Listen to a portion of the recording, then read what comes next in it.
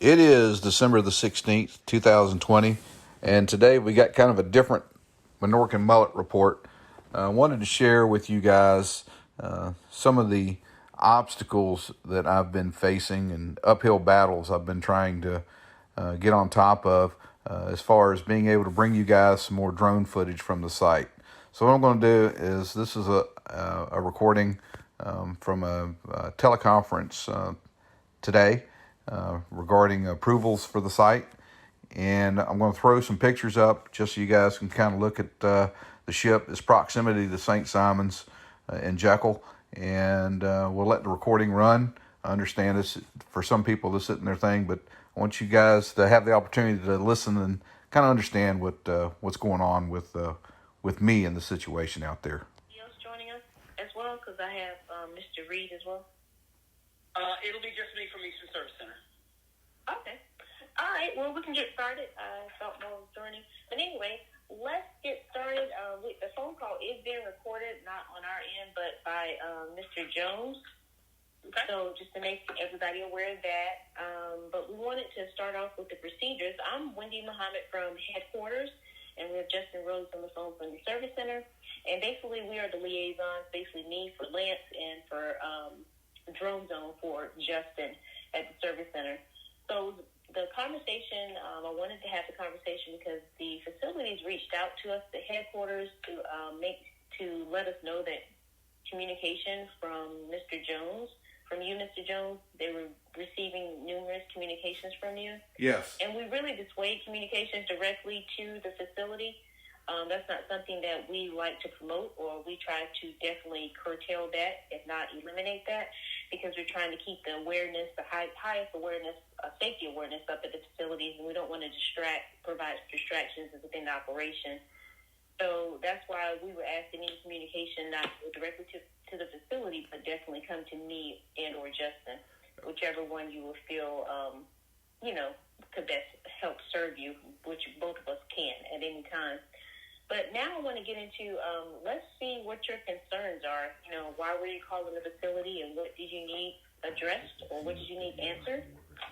Well, yeah, I was receiving through Lance, through the Kitty Hawk platform, approvals under 107, Part 107, to fly my drone out near the Golden Ray wreck site in the St. Simon Sound. That's in a Class E airspace off of McKinnon Airport. We understand, and using Lance, that's what's considered a zero grid release area, has to be submitted for manual review, which we assume takes place because Jack Center is the controlling authority down in Hilliard, Florida, at their facility there. Everything was fine and dandy. We're getting approvals, making our drone approved to 100 feet AGL, and weren't having any problems at all there. And then all of a sudden, they've abruptly stopped with no explanation. There's been no TFR that's been put out for the location, and we're trying to figure out what's going on there. Wendy, I think I can speak to that a little bit for kind of Jacksonville via Lance and Drone Zone, and this is Justin. Okay. So, I mean, I've had conversations with folks in the past where similar things have happened, and the reality is the traffic situation for a facility is ever-changing. It's not static, right? You have, for example, at a large airport, you have rushes, right? Get busy for 20 minutes, 30 minutes, traffic slows down. It's the same throughout the entirety of the NAS, and it's not just day by day. It could be seasonally or any of those things. So this isn't an uncommon thing where one day an authorization is approved and the next day it can't be supported because the traffic picture has changed. I know that Jax has seen a lot more helicopter traffic in that location, and that's a concern for them. So I think if you're looking for an explanation, that's kind of what I would provide, is that the traffic picture in that location has changed over time to make it an issue where operations couldn't be supported anymore. So I'm not sure if that's what you're looking for. If you have specific questions, Yeah. You know, I've had one interaction out there with a helicopter where now, as the way I understand the FARs as they pertain to 107, when I'm in the air with a drone, I don't have to leave the air. I don't have to leave the air. If there's another aircraft area, I have to avoid that aircraft, which is what I do. I operate my equipment with the utmost safety in mind. The incident that I'm referring to was investigated by the FAA with no findings of any sort of disciplinary action necessary. I actually went and spoke to the pilot because I didn't appreciate some of the what they did that day concerning me. In particular, after they came, I dropped down in altitude from 100 on down and brought my drone back to my anchored boat that's at the location there. And then the helicopter came over, followed my drone back to my boat, and circled my boat twice at approximately 100 AGL with rotor wash on my boat. And I went and spoke to that pilot about that and told him I didn't appreciate the way he was operating his aircraft. And he informed me at that time that he had Coast Guard personnel that were on board that aircraft and wanted to get a picture of me. Okay, don't let your passengers, your pilot in command of that aircraft, don't let your passengers get you into trouble. Don't fly your aircraft to a known hazard. That's a problem there with that operation. But anyhow, that said, after the investigation, and Steve Taucherman with the FAA was the guy I spoke to on that. After that, I'm beginning to, well, it wasn't beginning, it was a complete and utter shutoff of approvals of this operation that's going on out here. Okay, so there was no disciplinary action taken against me at all. That's not within my swim lane, and honestly, that's not really my business. My role in this, and Wendy's to an extent as she works with the facility, is airspace access. So I can't and won't speak to the investigation. Don't know anything about it. All I can specify is that our approval or denial of an authorization has no relationship to an investigation that another office is doing. It's just very odd that after that exchange takes place, that every request I have made since then, whether it be through Lance or through Drop Zone, are now coming up denied or canceled or timed out by the administration. And what my concern is here on this site is that the Coast Guard has individually made a request down to the Hilliard facility to stop allowing the flights of my drone out there as we are watching what they're doing out there, because no one else is monitoring the situation. Nobody. We got a 655-foot ship that's out here that's being cut into pieces with an anchor chain, and they're scattering debris, everything else into the water column on a daily basis. Not to mention now we've got it opened up on one end with the tide that changes twice a day here, flushing in and out of this thing, and nobody is monitoring this thing except for them. And that's a problem. Okay, I was that's understood. I was unaware of all of this. I thought you needed some information in regards to, the processing of land. That's what I work with the most. The issue I'm having, so we all understand one another here, is the Controlling Airspace Authority out of Jacksonville, I think, has been broached by another agency, and I just, for the life of me, I can't imagine that the FAA's policies and procedures operate that way for establishing a no-fly area simply by picking up a phone and that being it. Usually the FAA's involved. There's several exchanges with there's notifications that are put out. Hey, we're establishing a TFR or something in this location, that location. That's fine. They're still the operation that's out there themselves are operating drones. And now, if someone can explain that to me, while they're allowed to operate them and we can't, to watch what they're doing, wow, I'm really shocked at that. Okay, well, that's definitely something I have to note and try to follow up. But we have new jurisdiction over what you're talking about. It's out of. I don't That's know the nature. I've been trying to find people to get an answer here, and I don't want to make light of this conference call because I'm glad we made it. But this is it's more lip service than I'm getting from the administration. I can't find anybody that gets an answer. You ask why I made the call down to the center. Well, I'm trying to find somebody that's got a finger on the button down there that is either approving or denying my approvals or my request for airspace authorizations, and that's what it is. And try to find out why it's happening the way it is. As a specified, those drone zone authorizations go through my office. Right. I am the person you were looking for. Okay. And as I've specified, those requests go down to the facility for review and are approved or denied based on the merits of safety and only safety. And as I explained before, the traffic situation in any particular airspace changes over time. And just because an authorization was provided historically, be it a month or 2 years ago, does not imply that it would be supportable tomorrow. Would your office still be the ones granting them approval to fly there?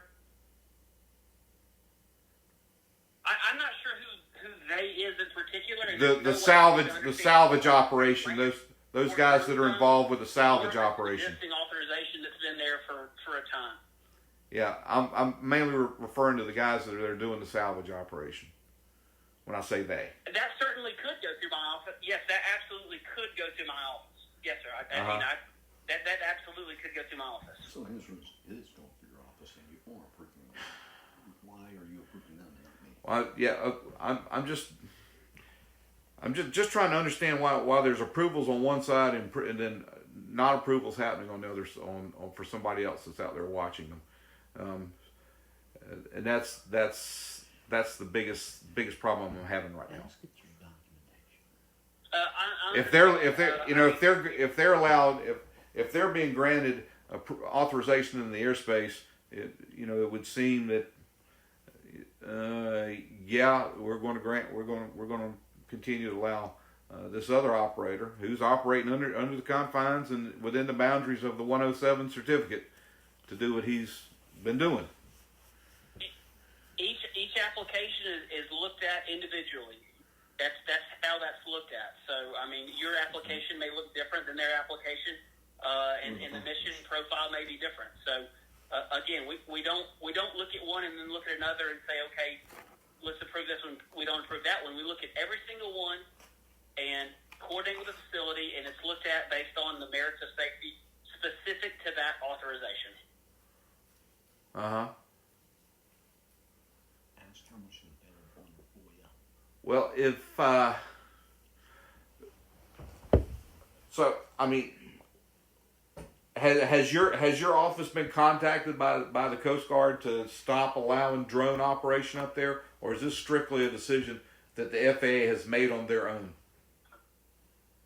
There are processes that are established for information like that. I don't know if we can give out other people's authorizations requests like that. I'm quite sure we cannot. But there are formalized processes. For the airspace, that's a freedom of information issue, isn't it? Justin? I didn't miss the last part. Say again, please. I don't know. I don't have access to an authorization request such that I could give them out. I know that there's a formalized FOIA process that can be taken up on to get information, but I don't have that information. I don't store it. I don't process it, and I'm quite sure Justin doesn't either. I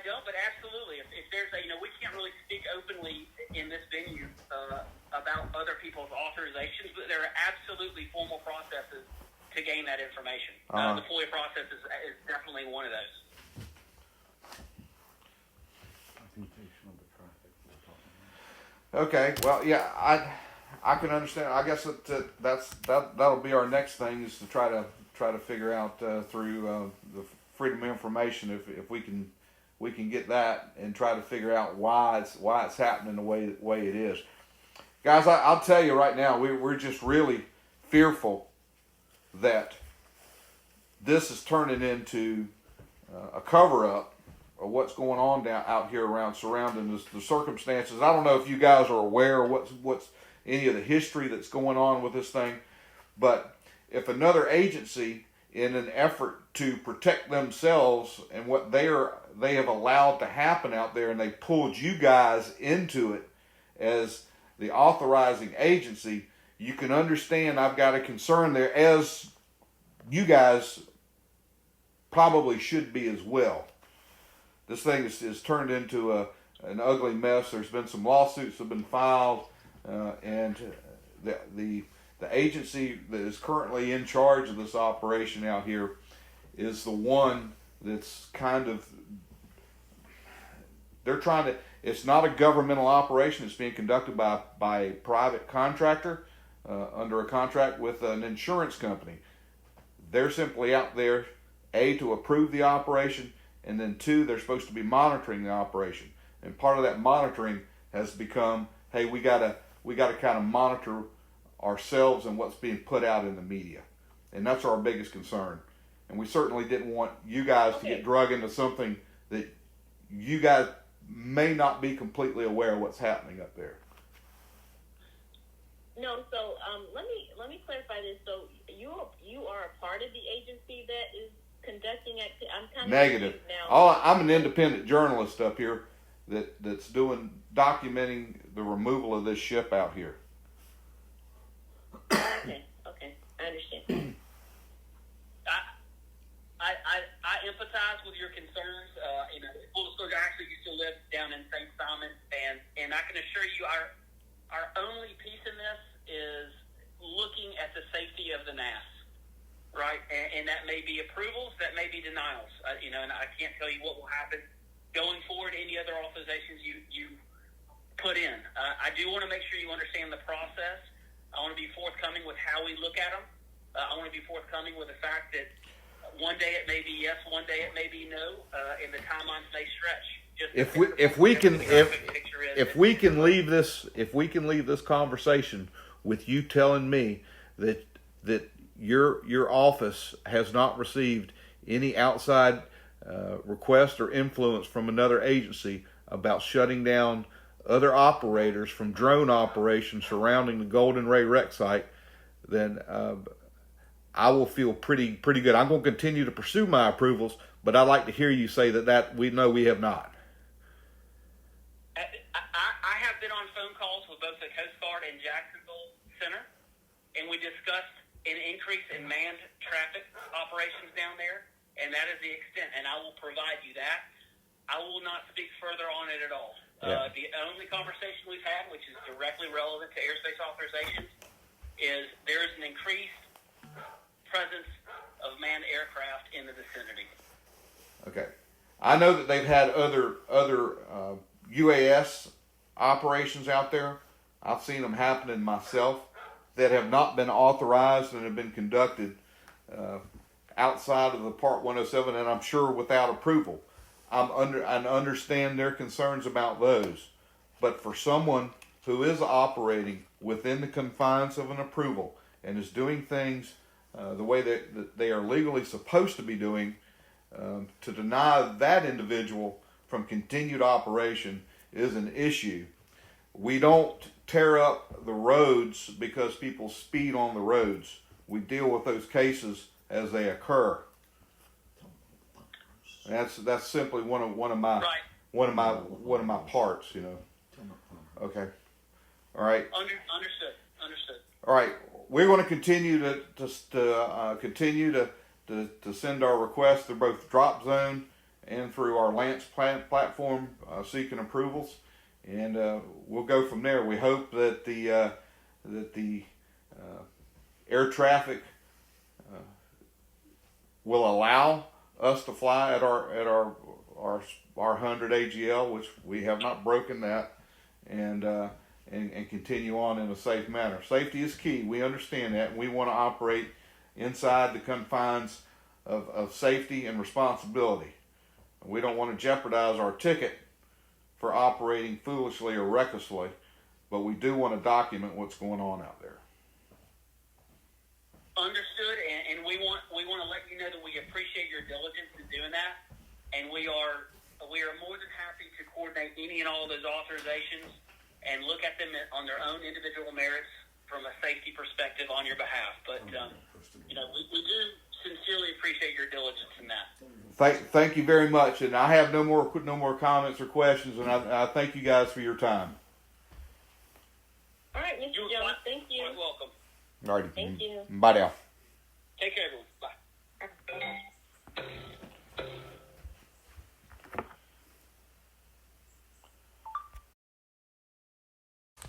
Again, I know this probably is not what you guys were expecting tonight, and I apologize, but I felt it was probably time to share some of this with you.